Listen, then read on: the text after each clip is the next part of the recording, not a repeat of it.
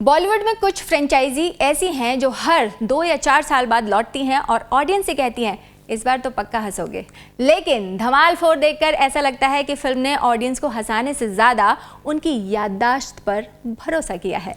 वैसे भी कभी कभी बॉलीवुड पुरानी यादों के सहारे ऐसी गाड़ी स्टार्ट करने की कोशिश करता है जिसकी बैटरी सालों पहले ही बैठ चुकी होती है। फर्क सिर्फ इतना है कि इस बार हॉर्न पहले से ज़्यादा बजता है। धमाल 4 ऐसी ही फिल्म लगती है जो पुरानी सक्सेस की चाबी लेकर नए ताले खोलने निकलती है, लेकिन रास्ते में खुद ही भूल जाती है कि ऑडियंस सिर्फ पुरानी यादों से नहीं, अच्छी कॉमेडी से हंसती है। अब सबसे बड़ा सवाल यही है कि क्या सिर्फ धमाल नाम जोड़ देने से ही फिल्म अपने आप मज़ेदार हो जाती है? अगर जवाब हाँ होता तो कॉमेडी लिखने के लिए स्क्रिप्ट राइटर नहीं बल्कि सिर्फ जो पोस्टर बनाते हैं ना, पोस्टर डिजाइनर्स ही काफ़ी होते। अब सबसे बड़ी कमजोरी भी जान लेते हैं इस फिल्म की सबसे बड़ी प्रॉब्लम है इसकी स्क्रिप्ट। ऐसा लगता है जैसे किसी ने पुरानी फिल्मों के कई सीन्स को एक बड़े मिक्सचर में डालकर बिना स्वाद चखे सीधे ऑडियंस को परोस दिया हो।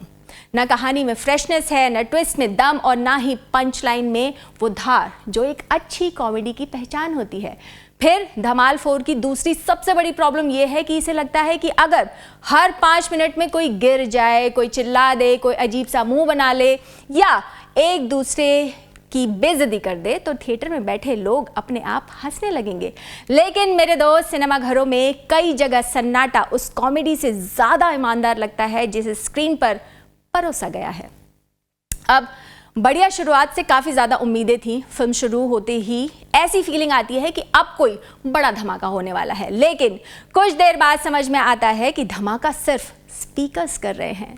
कहानी वही पुरानी खजाने वाली दौड़ पर निकल पड़ती है, बस इस बार रास्ता नया बताया गया है, मंजिल वही पुरानी है और एंटरटेनमेंट बीच रास्ते में ही कहीं हो जाता है। एक बार फिर वही पुराना खजाना ढूंढने का खेल शुरू होता है। नक्शा ढूंढो, सुराग पकड़ो, एक दूसरे को धोखा दो और फिर आखिर में दौड़ लगाओ। कहानी इतनी जानी पहचानी और देखी दिखाई लगती है कि कई बार ऐसा फील होता है कि जैसे फिल्म नहीं, पुरानी यादों की फोटोकॉपी देख रहे हो। फर्क सिर्फ इतना है कि इस बार फोटोकॉपी भी क्लियर नहीं है। अब भागम भाग में जो फर्स्ट हाफ निकला है उसके बारे में बात करते हैं। फिल्म का फर्स्ट हाफ ऐसे भागता है जैसे उसे खुद ही नहीं पता कि जाना कहाँ है। एक के बाद एक कैरेक्टर आते हैं, चिल्लाते हैं, भागते हैं, गिरते हैं और थिएटर में बैठे लोग इंतजार करते रहते हैं कि शायद अब कोई ऐसा सीन आएगा जिस पर खुलकर हंसी आए। लेकिन कॉमेडी सिर्फ शोर नहीं होती मेरे दोस्त। अगर ऐसा होता तो ट्रैफिक जाम भारत की सबसे बड़ी कॉमेडी फिल्म होती। अब सबसे मज़ेदार बात पे भी बात कर लेते हैं कि फिल्म की सबसे मज़ेदार बात यह है कि फिल्म अपने आप को बहुत ज़्यादा मज़ेदार मानती है, समझती है। हर दूसरा डायलॉग ऐसे पेश किया जाता है जैसे अभी पूरा थिएटर ठहाकों से गूंज उठेगा, लेकिन कई जगह ऑडियंस का रिएक्शन कुछ ऐसा होता है कि पॉपकॉर्न खाने की आवाज़ भी ज़्यादा सुनाई देती है। कॉमेडी फ्रेंचाइजी बनाने वालों को ये बात समझनी होगी कि कॉमेडी और शोर में बहुत बड़ा फ़र्क होता है। अच्छी कॉमेडी चेहरे पर मुस्कान छोड़ती है, जबकि लगातार दूसरी वाली जो कॉमेडी होती है, वो जो शोर होता है, वो सिर्फ सिर दर्द देता है। और अफसोस की बात यह है कि धमाल 4 दूसरी कैटेगरी में ज़्यादा नज़र आती है। ऐसा लगता है कि स्क्रिप्ट मीटिंग में किसी ने कहा हो जोक नहीं मिल रहा, कोई बात नहीं, वॉल्यूम बढ़ा दो। अब बात करते हैं फिल्म की सबसे बड़ी ताकत के बारे में। धमाल की सबसे बड़ी ताकत कभी इसकी स्टारकास्ट हुआ करती थी। अलग अलग बिहेवियर वाले कैरेक्टर्स जब साथ आते थे तो अपने आप ह्यूमर क्रिएट होता था। इस बार वही चेहरे हैं, लेकिन उनके बीच वाली जो चिंगारी थी ना, वो कहीं खो गई है। कई सीन ऐसे गुजर जाते हैं जहां एक्टर्स मेहनत करते दिखते हैं, लेकिन स्क्रिप्ट उनका साथ नहीं देती। रितेश देशमुख कई जगह अपनी कॉमिक टाइमिंग से फिल्म को संभालने की कोशिश करते हैं, लेकिन वो भी नकली कनपुरिया बनकर सारा खेल बिगाड़ देते हैं। वहीं हमारे सिंघम यानी कि अजय देवगन धमाल में धमाल मचाने की पूरी कोशिश करते हैं, बार बार दिखाते हैं कि मैं हूँ यहाँ पर, लेकिन उनका कैरेक्टर भी उतना असरदार नहीं है जितनी उम्मीदें थी। वैसे भी एक अकेला खिलाड़ी पूरी टीम को मैच नहीं जिता सकता। अब बात करते हैं अरशद जावेद की जोड़ी के बारे में, जो कभी इस फ्रेंचाइजी की जान मानी जाती थी। उनकी नोकझोंक और मासूम बेवकूफ़ियाँ ऑडियंस को खूब हंसाती थी। दोनों को साथ देखकर पुरानी धमाल ज़रूर याद आती है, लेकिन वही बात फिर सामने आती है कि यादें शानदार हैं, लेकिन नया कंटेंट शानदार नहीं है। फिल्म में कुछ ऐसे जोक्स भी हैं जो आज के टाइम में पुराने और वीक लगते हैं। किसी की बॉडी का मजाक उड़ाना, बार बार एक ही जैसी लाइनें रिपीट कर देना या सिर्फ ऊंची आवाज़ में डायलॉग बोल देना अब कॉमेडी की गारंटी नहीं है। ऑडियंस पहले से ज़्यादा समझदार हो चुकी है और उन्हें हंसाने के लिए सिर्फ शोर नहीं, समझदारी भी चाहिए। हाँ, वीएफएक्स पर मेहनत ज़रूर दिखती है, एडवेंचर भी है, भागदौड़ भी है, बड़े सेट भी हैं, लेकिन जब हंसी ही गायब हो तो इतना सारा तामझाम वैसा ही लगता है जैसे शादी में 500 तरह के पकवान हो और नमक किसी में ना हो।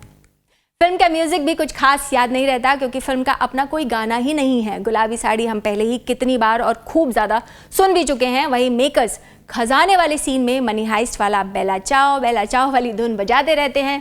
क्या लगा था प्रोफेसर खुश होगा? कोई खुश नहीं होगा। कहने का मतलब यह है कि ऐसा कोई गाना नहीं है जिसे थिएटर से बाहर निकलते वक्त लोग गुनगुनाते हुए जाएं। लगता है कि फिल्म को अपने गानों पर भी उतना ही भरोसा था जितना कहानी पर। डायरेक्शन की बात करें तो कोशिश बड़ी दिखाई देती है, लेकिन फिल्म बार बार अपनी डायरेक्शन को में भटकती हुई दिखती है। फिल्म लगातार भागती रहती है मगर मंजिल तक पहुंचने से पहले ही थका देती है। हर 10 मिनट बाद कोई नया मोड़ आता है, लेकिन उनमें से बहुत कम ऐसे हैं जो सच में थ्रिलिंग लगते हैं। सबसे दिलचस्प बात यह है कि फिल्म बार बार पुरानी धमाल की याद दिलाती है, लेकिन यही उसकी सबसे बड़ी मुश्किल भी बन जाती है क्योंकि कंपैरिजन होते ही क्लियर दिखने लगता है कि पहली फिल्म की मासूमियत, फ्रेशनेस और ह्यूमर कहीं पीछे छूट चुका है। वैसे भी सिर्फ पुराना नाम देने से पुराना मैजिक क्रिएट नहीं हो जाता। अब सबसे बड़ी जो बात है या सवाल है कि धमाल 4 देखें या नहीं। तो अगर आप सिर्फ अपने फेवरेट एक्टर्स को एक साथ देखने के लिए धमाल देखना चाहते हैं, धमाल 4 देखना चाहते हैं, तो मूवी कुछ सीन्स में आपको हंसाने और मुस्कुराने पर मजबूर कर देगी या मौका दे देगी। मजबूर तो नहीं करेगी लेकिन मौका दे देगी। लेकिन अगर आप उम्मीद लेकर जा रहे हैं कि 2 घंटे तक लगातार हंसेंगे, मज़ा करेंगे, तो अपनी उम्मीदों का जो सीट बेल्ट है उसे बांध लेना ज़रूरी हो जाएगा। वैसे बॉलीवुड में कॉमेडी फिल्में बनाना सबसे मुश्किल कामों में से एक है। लोगों को रुलाना आसान है, डराना भी आसान है, लेकिन बिना फूहड़पंती के लोगों को हंसाना बड़ा मुश्किल काम है और धमाल 4 इस अग्नि परीक्षा में फेल हो चुकी है। मगर अगर आप दिमाग घर छोड़कर सिर्फ हल्का फुल्का टाइम पास चाहते हैं तो इस फिल्म को देखा जा सकता है, लेकिन अगर आप पहली धमाल जैसा एंटरटेनमेंट ढूंढ रहे हैं तो वो खजाना आपको इस बार भी नहीं मिलने वाला है। अंत में बस इतना कहूंगी कि फिल्म का नाम धमाल, बजट धमाल, शोर धमाल, बस कॉमेडी छुट्टी पर चली गई है।